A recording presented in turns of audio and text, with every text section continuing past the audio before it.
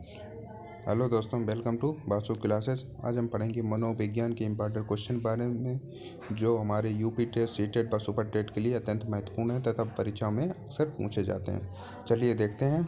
ये कथन किसके द्वारा दिया गया कि स्मृति सीखी हुई वस्तु का सीधा उपयोग है। तो ये कथन जो है वह वुडवर्थ का है। आगे देखते हैं। प्रयास या भूल का सिद्धांत किसने दिया था? तो प्रयास या भूल का सिद्धांत जो दिया था वह दिया था थॉर्नडाइक मोडल में, तथा इन्हें शिक्षा मनोविज्ञान का जनक भी कहा जाता है तथा इस सिद्धांत को प्रयास या त्रुटि का सिद्धांत भी बोलते हैं तथा इन्हें बहुकारक सिद्धांत भी दिया था थॉर्नडाइक ने। आगे देखते हैं। लिखने का सर्वाधिक उपयुक्त अर्थ क्या होगा? तो व्यवहार में परिमार्जन करना या व्यवहार में परिमार्जन जो है वह लिखने का सर्वाधिक उपयुक्त अर्थ होगा। यह कथन किसके द्वारा दिया गया कि सामाजिक प्रत्याशियों के अनुरूप व्यवहार की योग्यता अधिकतम सामाजिक विकास कहलाता है? तो यह कथन जो है वह हरलाक का है। आगे देखें। उस मनोवैज्ञानिक का नाम बताइए जिसने सीखने की सामग्री के रूप में निरर्थक शब्दों का प्रयोग किया है। ये इम्पॉर्टेंट क्वेश्चन है तथा अक्सर परीक्षाओं में रिपीटेड होता है। तो यह कथन जो है वह एबिंगहॉस का है। सृजनशीलता के पोषण हेतु एक अध्यापक को अपने विद्यार्थियों को रखना चाहिए। तो क्या रखना चाहिए? कार्य केंद्रित व लक्ष्य केंद्रित रखना चाहिए, क्योंकि कार्य व लक्ष्य केंद्रित बालक ही होंगे। तो वह सृजनशीलता के पोषण हेतु अपने विद्यार्थियों को रखना चाहिए। तो सृजनशीलता जब पोषण होंगे तो कार्य केंद्रित तथा लक्ष्य केंद्रित बालकों को रखना चाहिए। सीखने का सिद्धांत जो केवल अवलोकित व्यवहार पर निर्भर है, सीखने के किस सिद्धांत से जुड़ा हुआ है? तो जो अवलोकन, जिसमें अवलोकन के व्यवहार पर जो होगा तो वह क्या होगा? व्यवहारात्मक सिद्धांत से जुड़ा होगा, क्योंकि जो बालक अवलोकित करके, अवलोकन के व्यवहार मतलब कि देख कर जो सीखता है तो वो किस सिद्धांत से जुड़ा हो सकता है? वो आप सब देख समझ के ही समझ सकते हैं इतना पढ़ के कि अवलोकन पर निर्भर है। तो अवलोकित व्यवहार पर निर्भर है। जो वैसा जैसा देखेगा तो वह किस पे होगा? व्यवहार पर ही निर्भर होगा। तो व्यवहारात्मक सिद्धांत से जुड़ा हुआ है ये। वर्तमान समय में शिक्षा का सबसे उपयुक्त उपागम कौन सा माना जाता है? तो सृजनवादी उपागम वर्तमान समय में शिक्षा का सबसे उपयुक्त उपागम माना जाता है। वर्तमान समय में शिक्षक की भूमिका क्या होती है? वर्तमान में समय में शिक्षक की भूमिका एक सुगमकर्ता ही होती है, ना कि निर्देशन। ना कोई निर्देशन करेगा, ना कुछ प्रकार की प्रताड़ना वगैरह नहीं देनी है। बालक अपना ज्ञान का स्वयं निर्माण करता है। उसमें मात्र जो शिक्षक जो होता है उसमें एक सुलभकर्ता होता है। मनुष्य जीवन का मूलतः घटित होता है, आरंभ मूलतः घटित होता है। तो भाई क्या? नैतिकता का होना मनुष्य जीवन का आरंभ है। गामक विकास से हमारा तात्पर्य मांसपेशियों के विकास से तथा पैरों के उचित उपयोग से है। तो ये किससे संबंधित? ये शक्ति और गति से संबंधित है। आगे देखेंगे दोस्तों। किस अवस्था को मिथ्या परिपक्वता का काल भी कहा जाता है? तो बाल्यावस्था को मिथ्या तथा परिपक्वता का काल भी कहा जाता है। ये कथन किसका है? ये कथन है रास महोदय का। 20वीं शताब्दी को बालक की शताब्दी कहा गया। ये कथन किसके द्वारा दिया गया? तो क्रो एंड क्रो के द्वारा ये कथन कहा गया तथा क्रो के द्वारा 20वीं शताब्दी को बालक की शताब्दी कहा गया है। बुद्धि परीक्षण के जन्मदाता कौन माने जाते हैं? तो बुद्धि परीक्षण के जन्मदाता हैं अल्फ्रेड बिने। तो एक कारक बुद्धि का सिद्धांत भी इन्होंने ही दिया था, अल्फ्रेड बिने। तथा 2 कारक तथा 3 कारक सिद्धांत किसने दिए थे? स्पीयरमैन ने। वातावरण वह बाहरी शक्ति है जो हमें प्रभावित करती है। किसके द्वारा कहा गया? तो ये कथन है रास का, क्योंकि रास के द्वारा जो वातावरण है वह बाहरी शक्ति है जो हमें प्रभावित करती है। कि ब्रिजेश के अनुसार उत्तेजना किसका भाग है? तो उत्तेजना जो होती है वह संवेगात्मक विशेष विकास का भाग है। ये कथन है ब्रिजेश का। प्रतिबंध, अवधारणा, प्रतीक, संकेत, भाषा, शारीरिक क्रिया और मानसिक क्रिया अंतर्निहित हैं। तो किसमें अंतर्निहित हैं? तो वह है विचारात्मक प्रक्रिया में। आगे देखेंगे। छोटा शिशु खिलौनों तथा अन्य वस्तुओं को लेकर उनके भावों को अलग करके किस भाग को दर्शाता है? तो वह बालक जो है अपनी जिज्ञासा प्रवृत्ति को दर्शाता है। तो बालक के अंदर जिज्ञासा होती है तो वह क्या करता है? खिलौने तोड़ फोड़ के देखता है तथा उसे बनाने का प्रयास करता है। वो ये देखना चाहता है इस खिलौने के अंदर क्या है। अतिरिक्त शक्ति के सिद्धांत किसने दिया है? अतिरिक्त शक्ति के सिद्धांत का संबंध किससे होता है? तो अतिरिक्त शक्ति का समाधान का संबंध जो है वह खेल से है।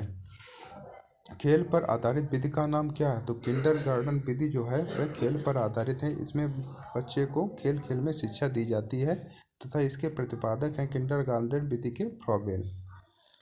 बाल विकास को सर्वाधिक प्रभावित करने वाला कारक कौन सा होता है? तो खेल कूद का मैदान जो है बालक के विकास को सर्वाधिक प्रभावित करता है।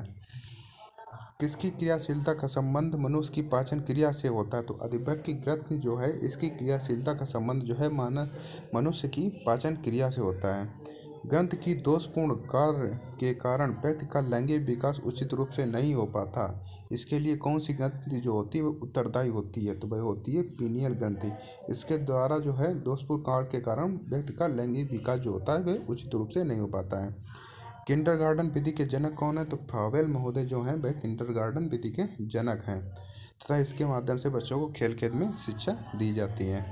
किस विधि में शिक्षण सूत्र का प्रयोग होता है? तो आगमन विधि एक ऐसी विधि है जिसमें शिक्षण सूत्र का प्रयोग होता है। देखो, सुनो और बोलो किस विधि पर आधारित है? तो प्रदर्शन विधि के द्वारा पहले देखा जाएगा, फिर सुनो, फिर उसके बाद बोलो। यह प्रदर्शन विधि पर आधारित है। वह कौन सी विधि है जिसमें पहले नियम बताया जाता है बाद में उदाहरण बताया जाता है? तो निगमन विधि में पहले नियम दिया जाता है बाद में उदाहरण दिया जाता है। और लेकिन जब वैसी आगमन विधि होगी तो उसमें पहले क्या समझाया जाएगा अर्थात उदाहरण दिया जाएगा, उसके बाद कोई सिद्धांत बताया जाता है। उस विधि का नाम बताइए जिसमें पहले उदाहरण बताया जाता था बाद में नियम दिया जाता, तो वह विधि है आगमन विधि। विशिष्ट से सामान्य की ओर कौन सी विधि होती है? तो निगमन विधि जो होती है वह विशिष्ट से सामान्य की होती है। इसमें पहले क्या होता है, नियम दिया जाता है, उसके बाद उदाहरण बताया जाता है। ज्ञात से अज्ञात की ओर कौन सी विधि में पढ़ते हैं? तो संश्लेषण विधि में सबसे पहले ज्ञात से अज्ञात की ओर पढ़ते हैं। एक कक्षा में शिक्षक और छात्र का अनुपात कितना होता है? तो एक कक्षा में शिक्षक और छात्र का अनुपात 1:35 से 1:40 तक होता है। शिक्षा का अधिकार अधिनियम कब बना? तो शिक्षा का अधिकार अधिनियम है जो वह 2009 में बना तथा 1 अप्रैल 2010 को लागू हुआ। शिक्षा मनोविज्ञान की पहली पुस्तक कब और किसके द्वारा लिखी गई थी? तो थॉर्नडाइक के द्वारा सन 1903 में शिक्षा मनोविज्ञान की पहली पुस्तक लिखी गई तथा थॉर्नडाइक को शिक्षा मनोवैज्ञानिक का जनक भी कहा जाता है तथा इन्होंने प्रयास व त्रुटि का सिद्धांत भी दिया, इसे प्रयत्न व भूल का सिद्धांत भी कहते हैं तथा बहुकारक सिद्धांत के भी इन्होंने ही दिया था। शिक्षा का अधिकार अधिनियम कब लागू हुआ? तो 1 अप्रैल 2010 को शिक्षा का अधिकार अधिनियम लागू हुआ था। मनोविज्ञान को आत्मा का विज्ञान किसने कहा? तो अरस्तु ने सर्वप्रथम मनोविज्ञान को आत्मा का विज्ञान कहा है।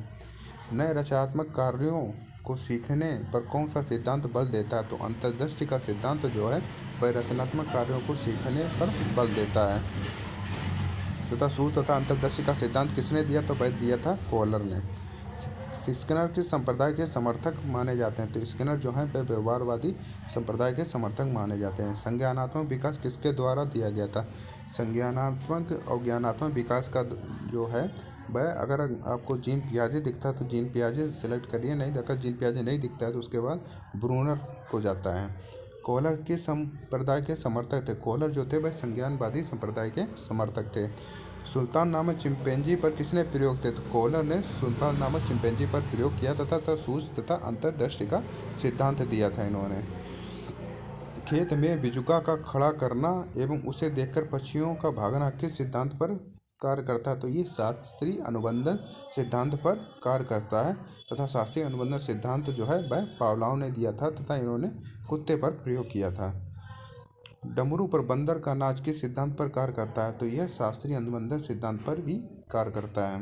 बालक का विकास वंशानुक्रम एवं वातावरण का क्या है? तो इसमें बालक के विकास में वंशानुक्रम तथा वातावरण दोनों सहायक होते हैं। तो ये तो क्या है? तो वंशानुक्रम गुण वातावरण इनका गुणनफल है। जीवन का सबसे कठिन काल क्या माना जाता है? किशोरावस्था जो होती है वह जीवन का सबसे कठिन काल है तथा इसे तूफान, संघर्ष तथा तनाव की अवस्था भी कहा जाता है तथा एडोलसेंस जो पुस्तक लिखी थी वह लिखी थी स्टैनले हॉल ने। ये भी पूछ देता है कभी कभी। विकास केवल एक और ना होकर चारों ओर होता है, यह सिद्धांत क्या बताता है? तो ये सिद्धांत जो है वर्तुलाकार बताता है विकास को। दिवा स्वप्न एवं भाषा के उपकरण की अवस्था क्या है? तो दिवा स्वप्न और भाषा के उपकरण की अवस्था जो होती है वह किशोरावस्था होती है, क्योंकि किशोरावस्था में जो बालक जो है वह स्वप्न अधिक, दिवा स्वप्न अधिक देखता है। भाषा में अर्थ की सबसे छोटी इकाई क्या है? तो स्वनिम जो है भाषा में अर्थ की सबसे छोटी इकाई है। जब बच्चे की दादी माँ उसे गोद लेती है तो बच्चा रोने लगता है, तो बच्चे के रोने का क्या कारण? तो सामाजिक जो है, बच्चा जो होता है वह सामाजिक स्थायित्व उत्पन्न हो जाता है बच्चे के अंदर, इसके कारण वह बच्चा जो है रोने लगता है। इसीलिए जब दादी उसे गोद लेती हैं तो बच्चा रोने लगता है, इसी के कारण कि उसमें संवेग विकसित हो चुके होते हैं। अवधारणाओं का विकास मुख्य रूप से किसका हिस्सा है? तो अवधारणाओं का विकास जो है मुख्य रूप से बौद्धिक विकास का हिस्सा है। कौन सा सिद्धांत व्यक्त करता है कि मानव मस्तिष्क एक वर्ष की बड़ी चट्टान के समान है जो कि अधिकांशतः छिपी रहती है, उसमें चेतन के 3 स्तर होते हैं? तो ये कथन किसका? तो ये कथन जो है तथा मनोविश्लेषणात्मक सिद्धांत पर आधारित है। किस प्रक्रिया में व्यक्ति दूसरों के व्यवहार से सीखता है, ना कि प्रत्यक्ष अनुभव से? ये कथन को क्या कहा जाता है? इसको सामाजिक अधिगम कहा जाता है। इसमें जो बालक जो होता है वह दूसरे के व्यवहार से सीखता है, ना कि प्रत्यक्ष अनुभव से सीखता है। प्राथमिक विद्यालयों के बालक के लिए सबसे बेहतर क्या मानते हैं? तो उसके स्वयं के द्वारा किया गया अनुभव जो होता है वह प्राथमिक बालकों के लिए सबसे बेहतर होता है।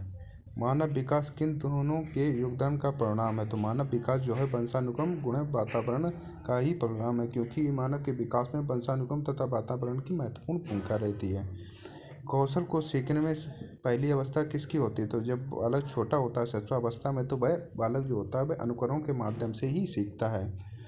विद्यार्थियों के साथ संप्रेषण का क्या अर्थ होता है? तो विचारों का आदान प्रदान ही विद्यार्थियों के संप्रेषण के साथ होता है तथा आदान प्रदान के माध्यम से बालक में बेहतर विकास हो सकता है। परिवार एक साधन है, तो परिवार जो साधन वह है एक अनौपचारिक शिक्षा का। अल्पवयस्क बच्चों की अधिगम प्रक्रिया में अभिभावक की भूमिका कैसी होनी चाहिए? तो अब जब वयस्क बच्चों के साथ अभिभावक की भूमिका जो होती है वह अग्र सक्रिय होनी चाहिए। शिक्षा की किंडरगार्टन पद्धति का प्रतिपादन किसके द्वारा किया गया? तो फ्रॉबेल के द्वारा जो है शिक्षा की किंडरगार्टन पद्धति का प्रतिपादन किया गया था। तो फ्रॉबेल ने किंडरगार्टन पद्धति को महत्वपूर्ण बताया। इसमें बालक को खेल खेल के माध्यम से शिक्षा प्रदान की जाती है। आनुवंशिकता के मूल संवाहक कौन माने जाते हैं? तो जीन्स जो होते हैं वह आनुवंशिकता के मूल संवाहक माने जाते हैं। किस छात्र का बौद्धिक विकास शारीरिक तथा संवेगात्मक विकास उसकी विकास की प्रक्रिया का कारक है? तो भाई कौन सी प्रक्रिया? तो भाई आंतरिक कारक है विकास की प्रक्रिया का। पियाजे के अनुसार किसी बालक में तार्किकता का अभाव किस आयु तक होता है? तो 7 वर्ष तक बालक में तार्किकता का अभाव होता है।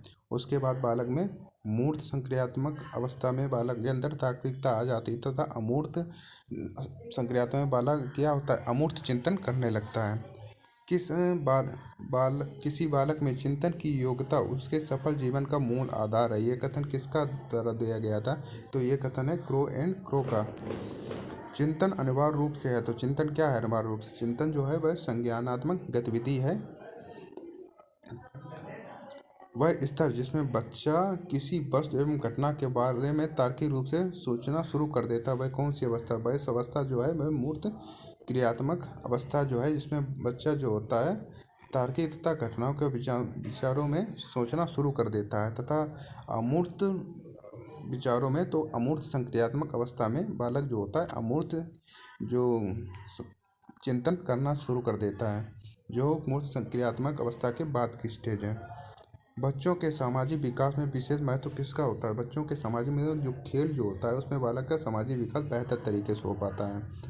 बुद्धि एवं सृजनात्मकता में किस प्रकार का महासंबंध पाया जाता है? तो बुद्धि एवं सृजनात्मक में धनात्मक संबंध पाया जाता है।